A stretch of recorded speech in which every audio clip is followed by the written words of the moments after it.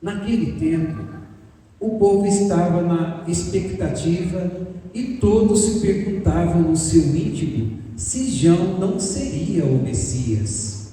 Por isso, João declarou a todos: eu os batizo com água, mas virá aquele que é mais forte do que eu. Eu não sou digno de desamarrar a correia de suas sandálias. Ele vos batizará no Espírito Santo e no fogo. Quando todo o povo estava sendo batizado, Jesus também recebeu o batismo. E quando rezava, o céu se abriu, e o Espírito Santo desceu sobre Jesus em forma visível como pomba. E do céu veio uma voz: tu és o meu Filho amado, em ti eu ponho o meu bem-querer. Palavra da salvação.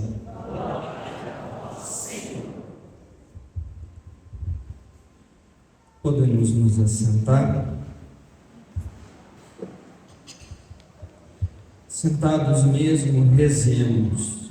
Santo anjo do Senhor, meu zeloso guardador, se a ti me confiou a piedade divina, sempre me rege, me guarde, me governa, me ilumina. Amém. A cruz sagrada seja a minha luz, não seja o dragão meu guia. Retira-te, Satanás, nunca me aconselhe coisas vãs. É mal que tu me ofereces, bebe tu mesmo do teu veneno. Levanta-se Deus, intercedendo a bem-aventurada sempre Virgem Maria, São Miguel Arcanjo e toda a milícia celeste. Que sejam dispersos teus inimigos e fujam todos quantos os odeiam. Em nome do Pai, do Filho e do Espírito Santo. Amém. Meus queridos e estimados filhos e filhas, como foi dito desde o começo da celebração, hoje então, com a festa do batismo de Jesus, encerramos o tempo do Natal. Tempo do Natal que teve início para nós com a missa da vigília da noite de Natal, no dia 24 do mês de dezembro. E aí é importante entender por que o tempo do Natal se encerra com tal festa. No domingo passado, nós celebramos a solenidade da Epifania, da manifestação de Deus, onde a criança, o menino recém-nascido, junto de José e de Maria, fora reconhecido como o enviado de Deus pela figura dos magos. Mas só que apenas essa manifestação não foi suficiente, porque Jesus ainda era um recém-nascido. Uma semana depois, e cá estamos, o batismo de Jesus nada mais é também do que uma manifestação de Deus. Agora aqui o Cristo se manifesta de forma clara como o enviado, como aqueles que o povo de Israel tanto esperava, como Filho de Deus. E com a festa do batismo, com a celebração do seu batismo, tem início a sua missão, mais a vida pública. Por que eu falo isso? É que nós aprendemos, e infelizmente aprendemos muitas vezes da maneira incorreta. A celebração do batismo é o Espírito que desce sobre o Cristo, é o Espírito que vem sobre Jesus. E aí alguns se questionam, mas Jesus precisava do Espírito, ou o Espírito não estava com Jesus? E essa é uma clara confusão que que muitas pessoas acabam fazendo, de maneira clara e objetiva para que a gente entenda. O Cristo, o Deus encarnado, Jesus Cristo feito homem, que tem a natureza humana, a natureza divina, no seu ser, no íntimo do seu ser, já possui a unção do Espírito. O Espírito já está com Jesus, porque ele não se desprende do Espírito na encarnação. Quando o Cristo se encarna, se faz homem, a sua divindade também permanece com ele, e assim o próprio Espírito. Assim, na teologia, nós chamamos isso de maneira técnica, vamos dizer assim, da unção ontológica do Espírito, porque o Espírito já está com Jesus, e isso a tradição, o magistério até os dias de hoje não nega. Então, o que acontece com o batismo? O batismo, como eu disse, acontece a revelação de Jesus como aquele que veio após João Batista, o Filho de Deus, e como eu disse, tem início então, pelo seu batismo, a sua missão. É como se o Espírito que estivesse em Jesus desabrochasse, viesse realmente para fora, e ali as pessoas começariam a conhecer também aquele que conduz e ajuda Jesus na sua missão, como também nos ajuda na nossa, que é a figura do Espírito Santo.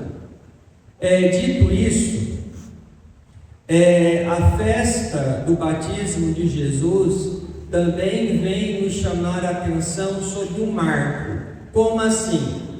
Na nossa vida, nas mais variadas circunstâncias que nós vivemos, nós temos determinados momentos que são chaves na nossa vida, ou como alguns costumam dizer, aquela virada de chave, seja por um emprego novo ou uma promoção no emprego, seja quando o casal começa a namorar, quando se casa, enfim, ou conquistas que a pessoa batalhou, lutou, enfim, para ter, e aí começa ali colher os frutos.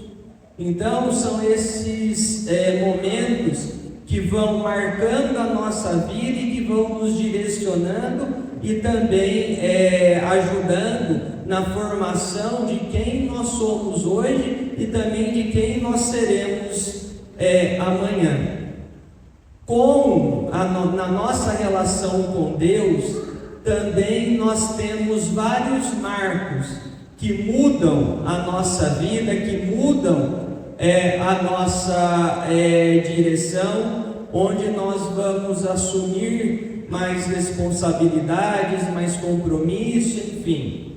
Por exemplo, no nosso caso com ministros ordenados, a nossa ordenação diaconal é um marco para o ingresso no sacramento da ordem, e ali nós começamos a estar mais próximos do ministério da palavra, do altar e da caridade.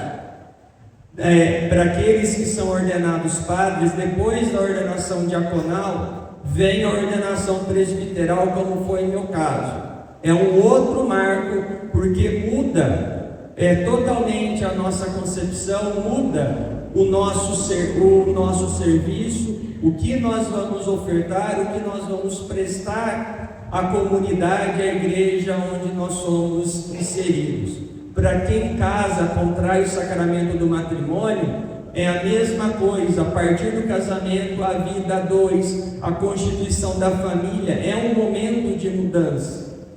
Quando nós estamos com os nossos pecados e a consciência começa a pesar de fato, o sacramento da reconciliação de nós pedimos perdão a Deus, pedimos a Deus mais uma chance, também é um marco em nossas vidas. Tanto que tem testemunhos de pessoas que deixaram determinados vícios, deixaram determinadas atitudes, simplesmente pelo fato de se arrependerem, confessarem e aproveitarem a oportunidade que Deus dá. Mas antes disso tudo que eu acabei de dizer, isso é o particular de cada um, de cada vocação, dos nossos ministérios, enfim, tem um ponto de partida, tem um ponto de início. E que ponto de início é esse? O batismo, o nosso batismo. E a igreja atualmente tem tentado, tem buscado chamar a atenção sobre o que? A responsabilidade que vem com o batismo. Nós sim, quando somos batizados, recebemos o Espírito Santo que habita em nós e assumimos a partir de então que somos filhos e filhas de Deus. Além disso, o batismo que nós recebemos nos incorpora de uma maneira concreta à comunidade, à igreja onde nós participamos. Igreja aqui no sentido amplo, mas de maneira particular a comunidade onde cada um aqui faz parte, enfim, e foi educado na fé. Então o batismo dá essa direção. Padre, mas hoje em dia a grande maioria das pessoas são batizadas quando crianças. Então, como que isso é possível? Primeiro, independente se é criança, jovem ou adulto, se é batizado, também automaticamente com o batismo se torna discípulo ou discípula de Jesus Cristo. A questão vai estar aonde?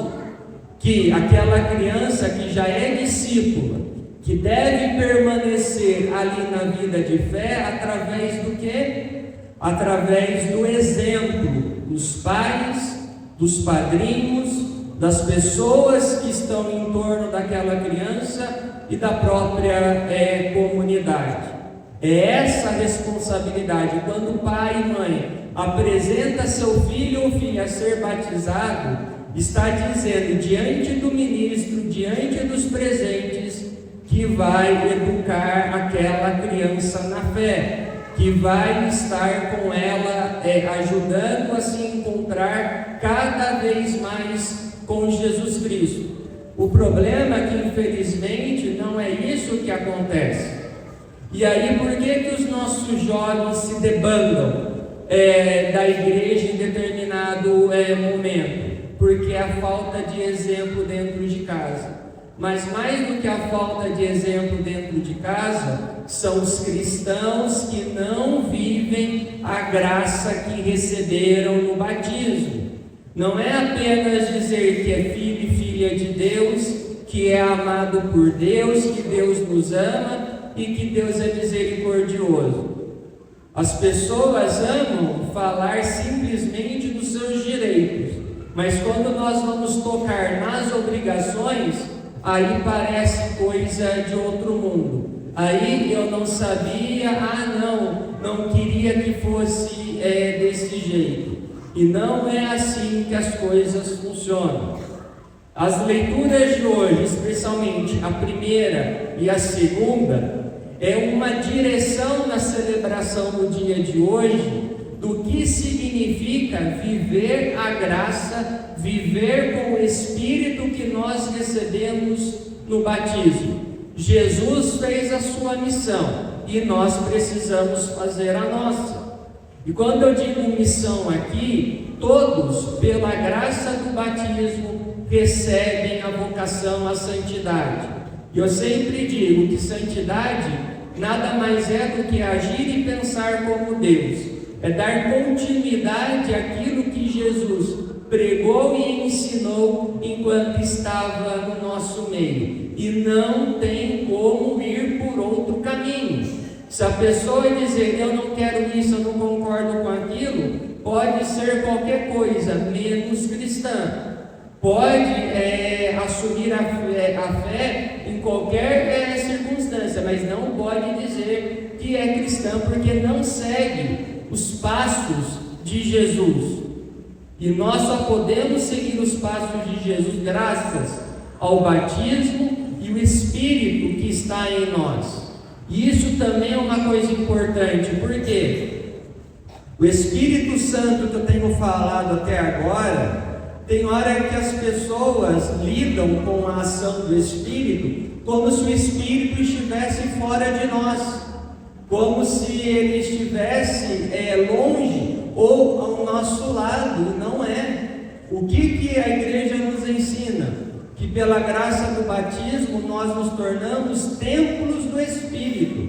Em outras palavras, o Espírito está dentro de mim, dentro de você, dentro de todo batizado. A questão vai ser que, infelizmente, muitas pessoas vão tomando atitudes na sua vida que vão fazendo com que a luz do Espírito em nós vá se ofuscando cada vez mais. Não se apaga, mas vai perdendo o seu brilho por conta das nossas atitudes, ou melhor dizendo, das nossas más escolhas e dos nossos pecados. Aí, quando na primeira leitura tirada do livro do profeta Isaías, é falado sobre o servo enviado de Deus, que o profeta Isaías tem essa figura, que ele nos apresenta essa personagem, que para nós vai ser, que é Jesus Cristo. Ele vem dizer o seguinte, que a missão do servo sofredor, daquele que vem em nome de Deus, a sua missão é julgar para obter a verdade e a justiça. Julgar para obter a verdade e a justiça. E isso não é para poder julgar as suas atitudes, mas é o nosso julgamento. São as atitudes que nós tomamos. E o que é mais triste muitas vezes é ver cristão aí afora defendendo situações, circunstâncias e ideologias que não tem nada a ver com a palavra de Deus, nada a ver com a verdade da fé que nós professamos. Aí eu vejo pessoas que quase morrem, brigam por determinadas ideologias, mas quando vem falar do reino de Deus, do discipulado, da verdade, daquilo que Jesus pregou e ensinou, a pessoa infelizmente não vai ter a capacidade de morrer, porque muitas vezes nem acredita na totalidade da fé que professa. E isso é muito sério. A primeira leitura, no final, é dito que o servo veio para dar vista aos cegos, curar os enfermos, enfim. Tem hora que na nossa vida nós também temos um sério problema. Como assim? Vamos usar essa analogia, porque na nossa vida tem hora que nós somos os cegos, nós somos os aleijados, nós somos aqueles que precisam de ajuda. E me desculpe, cego não dá para guiar outro cego. Aquele que não vive a fé não tem como depois pregar ou tentar ajudar alguém para seguir aquela direção. Aleijado não guia aleijado, porque não vai muito longe. Então, tem hora que antes de ficar enchendo a boca para poder falar de Deus, ou falar que tem que denunciar, apontar o dedo e etc., veja se não é você ou eu que precisa ser curado primeiro, que precisa ser cuidado por Deus primeiro, para que aí sim nós consigamos viver de fato a graça do batismo de acordo com as verdades do Cristo. Não é com a verdade do padre, não é com a verdade do padre que tem videozinho no YouTube, não é a verdade de fulano que fala não sei o que, não. Quando o ser humano entra como medida no lugar de Deus, o caminho vai ser a perdição, seja quem for. Porque nós, infelizmente, temos os nossos pecados, as nossas misérias, as nossas falhas, que precisamos vigiar cada dia mais, cada vez mais, para que a gente não ceda a elas. E isso só é possível graças à força do Espírito, graças à unção que nós também recebemos no nosso batismo. E quando fala que a verdade e justiça aqui, no sentido bíblico, é fazer o que é certo. Fazer o que é certo a quem?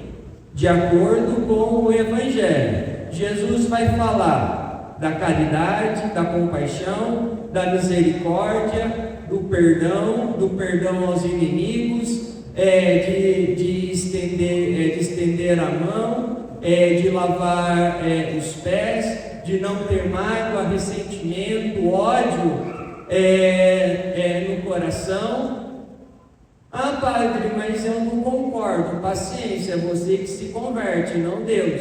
Ah, padre, eu não gosto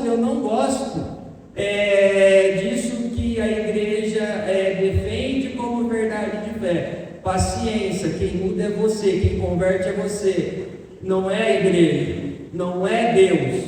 E isso precisa ficar claro dentro dos nossos corações, porque infelizmente tem muito cristão aqui que quer fazer com que Deus se converta, com que Deus mude, ou que é pior, tentar convencer Deus de que determinado pecado não tem problema, que determinado pecado a pessoa pode cometer e que ninguém tem nada a ver com isso. Mentira! Tudo tem consequências nas nossas vidas, as escolhas positivas e as escolhas negativas. E não adianta, se você plantou limão, você vai colher limão. Se você plantou espinhos, você vai plantar espinhos. Não tem como. O problema é gente que planta espinhos e no fim quer colher uva. A pessoa plantou limão e no fim quer colher uma fruta com um sabor menos azedo. Não vai. E não adianta bater o pé, não adianta espernear, não adianta agir com birra. É entender que errei, falhei, Senhor, perdão, vamos recomeçar. Aí sim, quem sabe nós não plantamos semente boa para poder colher semente boa. E não entrar no desespero quando se planta vento, vem a tempestade no final da colheita. E aí o que conclui essa nossa reflexão é a segunda leitura da carta do livro do Atos dos Apóstolos, que é muito interessante, porque é dito que Deus não faz distinção de pessoas, e de fato não faz. Para Deus todos nós somos filhos e filhas, para Deus todos nós merecemos a salvação, para Deus Ele quer que todos realmente se salvem. Mas só que é o desejo de Deus. Se isso vai se concretizar ou não, aí vai depender das nossas atitudes e vai depender de cada um de nós. Deus não faz distinção, mas se a pessoa vier com outras ideias que são totalmente contrárias à nossa fé, que não tem nada a ver com a verdade revelada por Jesus Cristo, ou querer impor, defender atitudes, grupos, enfim, que não tem nada a ver com Jesus Cristo, me desculpe, aqui não entra, aqui não vai fazer parte.